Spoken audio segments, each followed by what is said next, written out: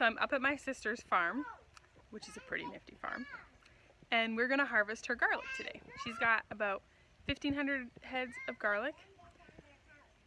She mostly sells her garlic for seed garlic. She also loves to gift garlic for people to get started in seed garlic, which is pretty fun. I am trading her for potatoes because she didn't plant potatoes. So I'm coming to help pull the garlic. Then we're gonna lay it all out on her deck to dry out for a few hours while we go to town, and then come back and hang it all up. And I thought I would show you how we do this.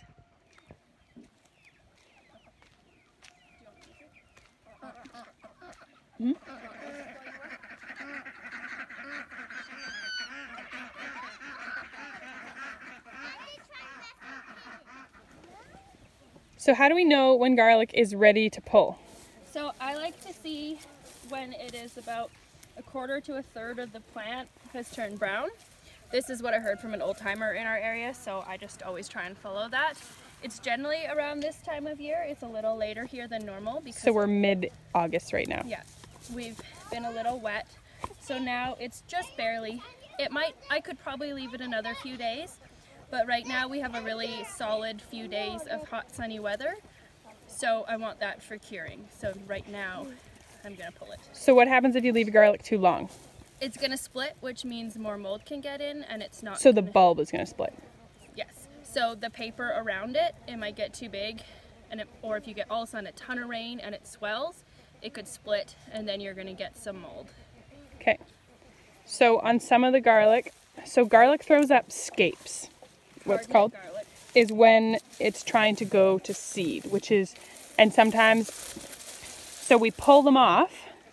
When they've fully grown and reached a loop, then we pick them so that all the energy can go down to the bulb to bulb out nicely, but sometimes it gets missed. And this is what you see. This is garlic seed. So we could actually plant all these individual cloves, but it would take a few years of growing out for them to reach full bulb size. So most farmers don't bother because it's not quite efficient space-wise. Mama, do it over here. So like potatoes, you save some of the garlic that you pull to plant. Just like you save potatoes for seed potatoes, you save garlic to become your next year's seed garlic. And garlic is unique because even in our climate, we're a zone 3 gardening. So we have cold winters. You still plant garlic in the fall and cover it with hay and let it sit, and it will sprout in the spring.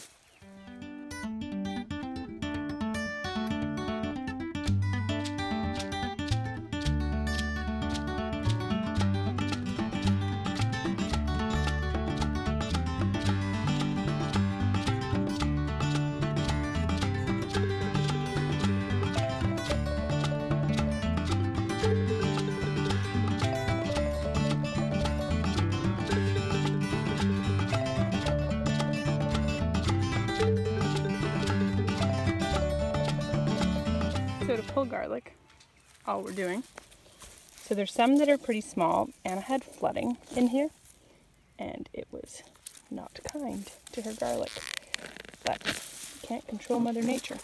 She is going to, oh, two-handed one. This is kind of a two-handed job. She's going to plant her garlic in a different place next year. And someone woke up, so now we have a helper. But I'm going to cover this playpen in that sheet and keep on picking. So this variety here is called Music. It's usually all really massive bulbs, but because of the flooding, it's not as big as it could be. That's okay. The genetics are still there that next year it will still throw big bulbs. And then into here is Red Russian, but you can't actually really see the redness of it because it's so dirty right now. That's okay. And then, I forget what she said that one is.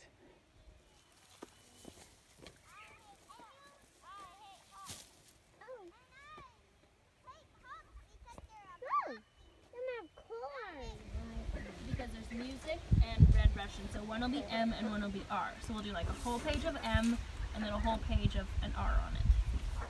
Okay? But I want to load.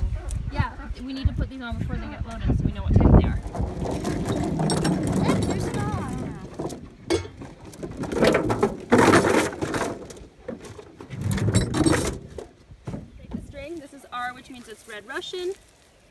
And so when they hang to cure, and afterwards we know what's what. So these, all in this row, are going to be R. So once there are, you label the bundles, and then Hamish, you and Ava come here and start bringing the bundles to the truck, okay? So there's 10 to a bundle. And why are we bundling them like this?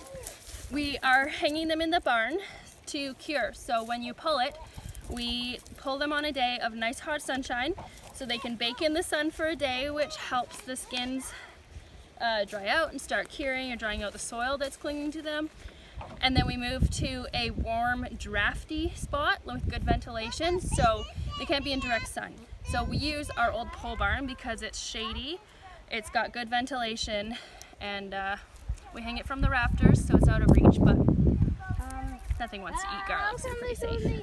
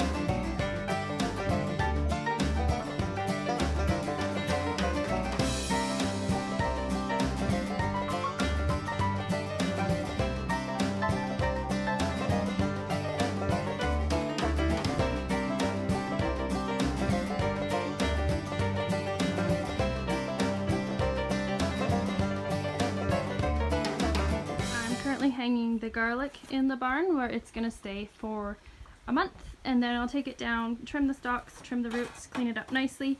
Some will go into cool, dark storage for winter time, and the rest will get planted after Thanksgiving weekend for next year's harvest. I'm a real strong believer in planting garlic as an investment in your own independence, because you can use garlic all year long without thinking much of it, just grabbing cheap garlic off the shelf. But you don't really remember that it comes from China, where 80% of the groundwater is considered contaminated and unsuitable for human contact, not just consumption, but contact. And it can be a little expensive to start when you see the price tag of a $4 bulb of garlic, but a bulb may have minimum 4 cloves. That clove then turns into 5 garlic plants. Next year that turns into 20 garlic plants, 80 garlic plants. It just multiplies. So it's a quick investment. And within a couple years, for, you know, buy a dozen or 2 bulbs and you'll be self-sufficient within a couple years. So it's a really good way to just take one more thing off the list. Plus garlic I love because you plant it in the fall. And in springtime there's so many other things to do. The last thing you need to do is plant. So garlic, it's already done come springtime. You just let it grow.